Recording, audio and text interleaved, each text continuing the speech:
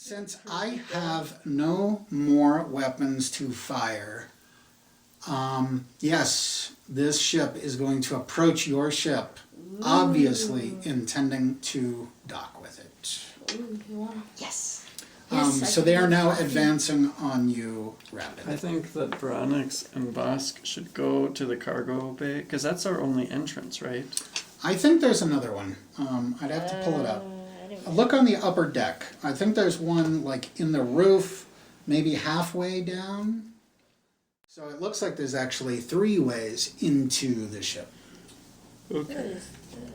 What we should do is maybe one of you go to the cargo bay and like set up barriers and stuff.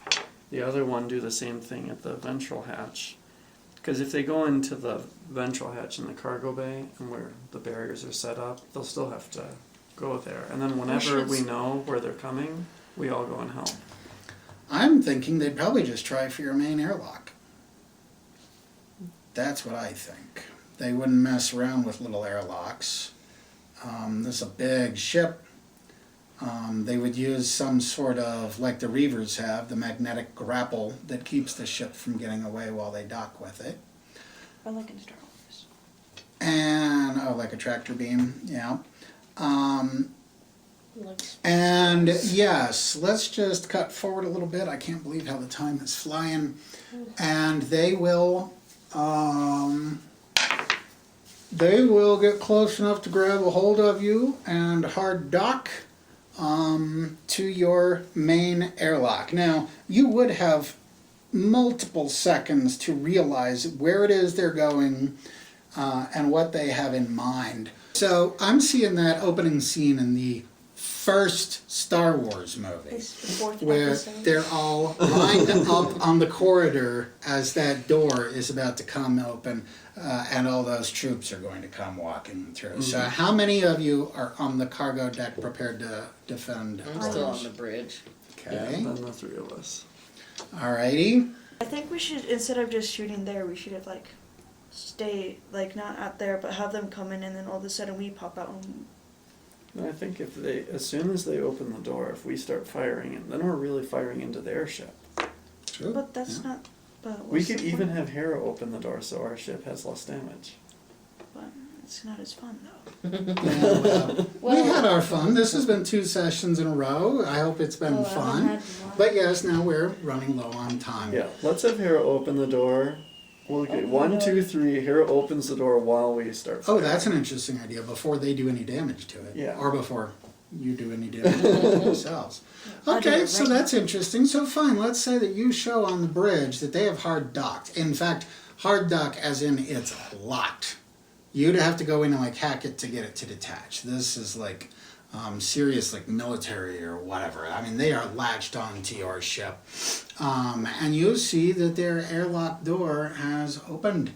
So you're going to push a button to open our airlock door. And we're gonna just Fire at fire. Okay, so so there's a bunch of bullets flying that direction, I assume. There are, of course, a lot of bullets flying back at you from the airlock. Now, I do not have a combat minigame for this, so we will just try to imagine the destruction that is happening as the bullets go flying into the airlock. The bullets come flying out of the airlock. And that is when I'm going to go for it. A very large object comes rolling through the airlock. It rolls and big perhaps giant goes robot. clink up against the mule that you are hiding behind. It's a big giant robot. And then they close their airlock and they detach. Anybody want to guess what happens next? It's going to A explode. boom. A large boom. And you are all killed. And their ship, well, who knows what happens to their ship. I mean, you're dead, you wouldn't know. But I can make you privy to a little bit of other information that your contact just sat there looking at this tablet with this data on it that you guys data bursted over. Of course, most of it is encrypted, but he's looking over at it and his eyes are beaming.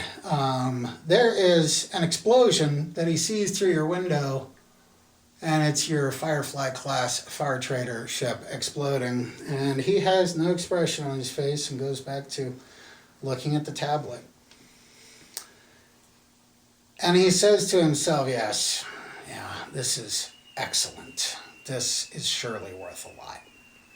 So he jumps on out of there in his little one-man ship, spends a weekend jump heading back for Smuggler's Notch. And then he goes to see Kralix, the same guy that sent all of you. And Kralix is delighted to see him. This guy hands him the tablet, and he starts poring over it. And he says, this is more valuable than what you've given me before. And Kralix is just smiling, looking at this. And the contact says, so, sir, I haven't got much time left.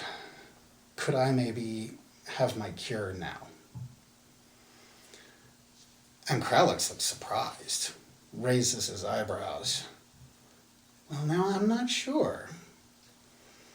And he says, sir, with that information, and on top of the translation device, and Kralix says, oh, I appreciate the translator, and I appreciate this information you've brought me, but for what you want in return, I'm afraid I need more. Benzotoin 5 is, of course, very, very rare. At this point, I'm afraid I could only part with 1 dose. The man says, well, I only need 1 dose. Kralix looks surprised, but haven't you spoken of a brother on your home world that also has the same disease? And the man just says, I only need 1 dose. Oh, my. You are something, aren't you? Been a burning fuse your whole life, haven't you? One of those closet psychotics who maybe tortures little animals in childhood, but hasn't just had a good reason to explode at the whole world yet. I pity the person who would choose to trust you.